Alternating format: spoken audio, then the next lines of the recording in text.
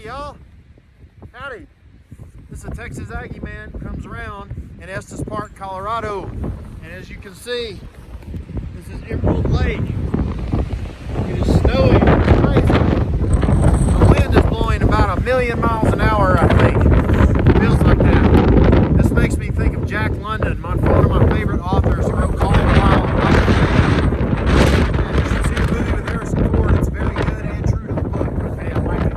So, something I was thinking about on the way up here, there's two things. First of all, the Texas Aggies, we got the shaft by the college football playoffs. I did get a text or two up here that said that. That's why we need to expand it to playoff. Everybody can get in and let's fight it out on the field. That's how it ought to be, right? So,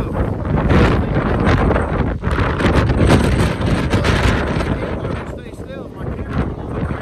She can't eat. And so it's crazy. It's like in your life. You think your life is blowing you back and forth. You can't go anywhere. Okay? 2020 has especially been that way. Pandemic. Lots of COVID. We're all scared, worried. We don't know it. We're blowing left and right. We don't know what to go. But if you have a ski pole, you stick it there. Is the wind blowing it? No. Shakes it a little, but it's not blowing. You know how you do that?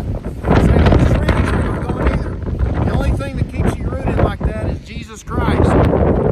Relationship. Keep you rooted. You don't have to blow. The winds will blow around you, and you may lean from one way or the other, but your center is going to be here. Okay? You'll totally be good to go. You'll be in heaven. If you have any questions,